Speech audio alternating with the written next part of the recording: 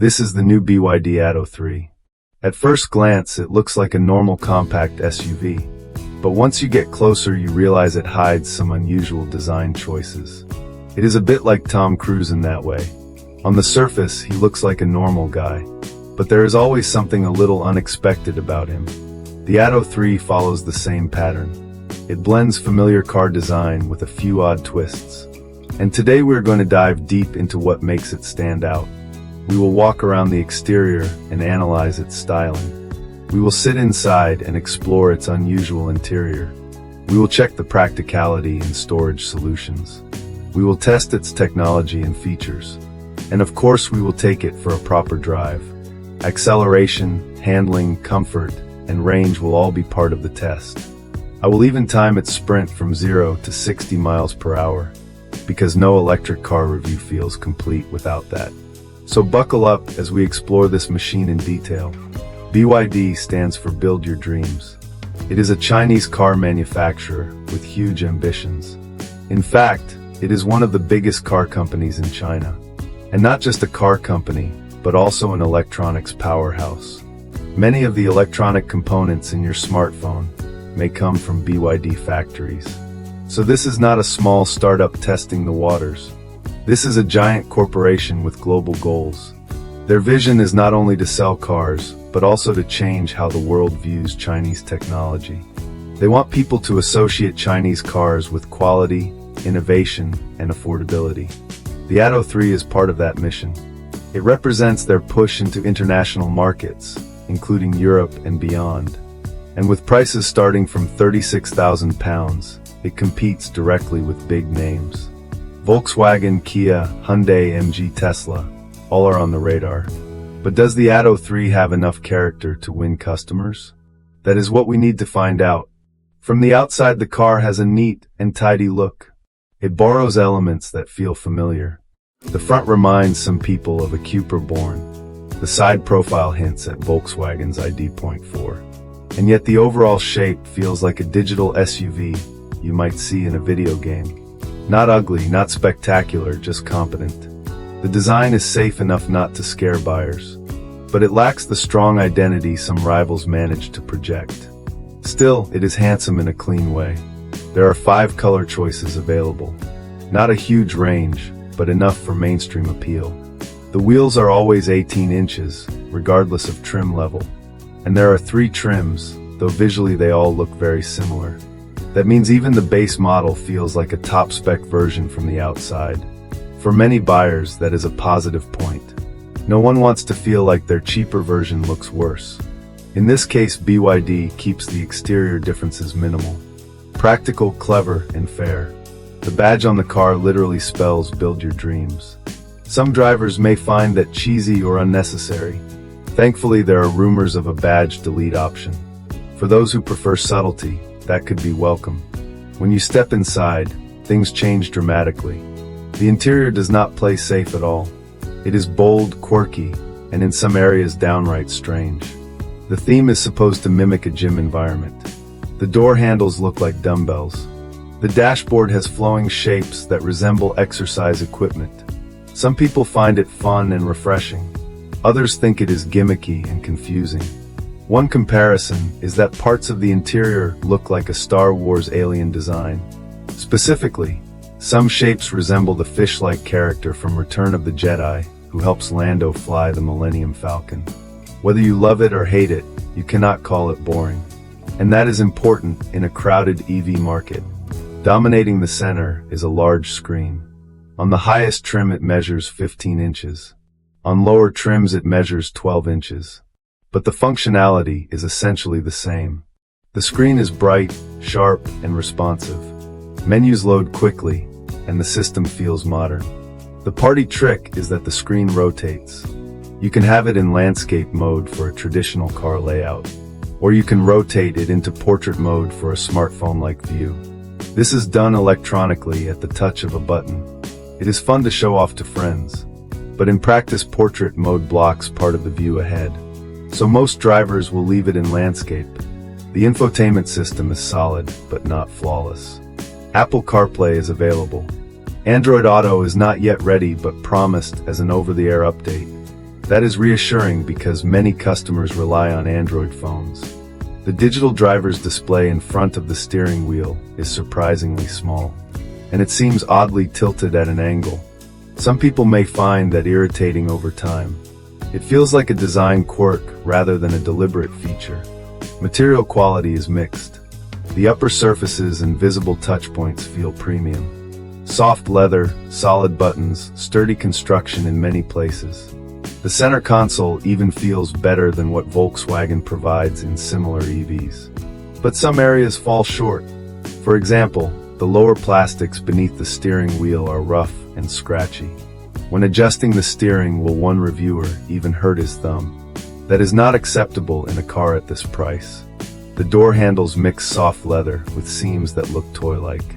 It feels like the designers wanted to be unique, but ended up with inconsistent quality. There is also a strange rocker switch for the door release. It works fine but feels needlessly unconventional. Practicality, however, is a strong point. The center storage is generous with adjustable depth. Cup holders are large and flexible. There is wireless charging space for your phone. The glove box is decent in size. Additional storage under the console adds usefulness. USB-A and USB-C ports are available, along with a 12-volt socket. That covers most modern needs. The gear selector is one of the quirkiest parts. It looks and feels like the throttle control of an airplane, or perhaps even like the throttle lever of the Millennium Falcon. This playful design makes the cabin memorable. Passengers in the rear seats find good legroom. Knee space and foot space are decent for adults. Headroom is slightly tight, especially with the standard glass roof. The panoramic roof adds brightness but reduces vertical clearance. Still, 2 adults can sit comfortably, and even 3 passengers are possible. Shoulder space is tighter than some rivals though. The Kia Niro, for example, feels wider in the back. But overall the rear space of the Atto 3 is competitive. Child seats are easy to install thanks to well-placed ISOFIX points. Even bulky rear-facing seats fit without issue. That makes the Atto 3 family-friendly. Rear passengers get seatback pockets and small phone pockets. There are both USB-A and USB-C charging options in the back. This ensures compatibility with all modern devices. The boot capacity is 440 liters. Slightly below some competitors, but still practical. The shape is square and easy to load. The loading lip is low, which helps with heavy items. When the rear seats fold, the floor is completely flat. This makes sliding furniture or long boxes effortless. Up front, under the bonnet, there is no real front boot. Instead, there is a recessed space designed for cables. It looks like it could have been developed further into real storage, but BYD decided not to. So the frunk is mostly symbolic. There are 5 annoying things about the BYD Atto 3. The first is the elasticated strings in the door bins. They are designed to hold bottles in place, but they are also made to look like guitar strings. That means children can strum them and make noise. The idea is playful but quickly becomes irritating. Imagine driving while kids in the back keep strumming. Add a bottle in there, and the sound gets even worse. What seemed like a clever design becomes a headache. The second annoyance is the lack of lumbar support. Even on high-spec models with electric seat adjustment, lumbar support is missing. Long drives can become uncomfortable without that feature. It is odd because lumbar support is expected in this price range. The third issue is the rear seat belts. When you fold the back seats down, the belts get stuck. They snag behind the seat instead of staying in place. Other car makers use simple guides to avoid this. BYD did not, and it feels careless. The fourth annoyance is the doors. They cover the sills at the back to keep your trousers clean. That part is smart, but at the front the seals are incomplete. So mud and grime collect in the lower door edges. After driving through puddles, dirt gathers in the wrong places. Open the door, and you see the mess instantly. The fifth problem is with the boot release. It is placed very low down. In bad weather, that area gets covered in dirt. When you press the release button, your fingers get filthy. The reversing camera is also mounted near the same spot. It collects grime quickly and has no washer system. so you often end up with a blurry view when reversing. Now let's look at 5 good things about the BYD Atto 3. The first is the quality of the cameras. The reversing camera is sharp, and the surround view system is excellent. It even has a 3-dimensional mode. You can spin around the car virtually like in a video game. This makes tight parking much easier. It also has a transparent chassis view that lets you see what the car is driving over. Few cars at this price offer such features. The second good thing is the boot liner. It comes with a removable protective liner. If you transport a muddy dog, you simply wash it afterward. It keeps the boot clean and practical. The third benefit is extra storage under the boot floor. It provides space for charging cables and small items. This helps keep the main boot uncluttered. The fourth good feature is the parcel shelf design. It is easy to lift out and cleverly integrated. Storage solutions feel thoughtful overall. The fifth positive is the rhythm reactive ambient lighting. Lights around the speakers pulse in time with the music. It creates a nightclub-like effect inside the cabin. When you play bass-heavy tracks, the cabin feels alive. It is a fun touch, especially at night. Another useful feature is ISOFIX points in the front passenger seat. That means you can put a baby seat up front safely. Not every EV offers this option. You can also precondition the cabin remotely. Using the key fob, you can turn on the car and set the climate. On hot days, the air conditioning cools the cabin before you enter. On cold days, the heater warms it up in advance. These small conveniences make daily life easier. Now let's talk about the powertrain. There is only one motor option. It drives the front wheels. Power output is 201 horsepower. That is respectable for a car of this size. There is also only one battery option.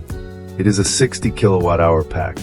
Official range is rated at 260 miles, but real-world numbers often differ. Charging is possible at up to 150 kilowatts on DC. That means 30 minutes to go from 10 to 80%. On AC, the base model charges at 7 kilowatts. The higher trims charge at 11 kilowatts AC. This flexibility allows faster home or workplace charging if available. Performance claims say 0 to 60 miles per hour takes 7.3 seconds. We will test that later. For now, let us focus on how it drives. Around town, the suspension feels soft. It absorbs bumps nicely. The forward visibility is excellent thanks to the low dash design. However, rear visibility is poor. The thick rear pillars create big blind spots. The steering at low speeds is light. That makes maneuvering in tight spaces easy. The turning circle is only 10.7 meters. That is tighter than many rivals. U-turns and tight parking spots are no problem. But there is an issue. The pedestrian warning sound is loud and constant. Electric cars make artificial sounds at low speed for safety. But in this car, the tone feels eerie and irritating. It follows you around town like background noise. Some drivers will find it distracting. Other than that, the city driving experience is smooth. At higher speeds, the story changes. When you accelerate to motorway pace, the car feels calm at first. The ride remains composed. The cabin is quiet compared to combustion cars, but wind noise begins to intrude. At around 62 miles per hour, you hear noticeable buffeting. By 70 miles per hour, it gets louder. It feels like being in a caravan on a windy cliff. This constant noise could be tiring on long journeys. Efficiency is also a mixed bag. In testing, the car averaged 3.14 miles per kilowatt hour. That equates to about 190 miles of real range. This is only 73% of the official figure. It is not disastrous, but not class-leading either. Buyers expect over 200 miles in real use at this price point. On twisty country roads, new issues appear. The car has a sport mode, but activating it changes little beyond the display. It does not sharpen the throttle or steering much. The suspension, while soft in town, feels unsettled at speed. On bumpy roads, it jiggles constantly. It is as if the car cannot find balance. Instead of gliding, it hops like someone tiptoeing across hot sand. The controls add to the frustration. The brake pedal has a delay when lifting off.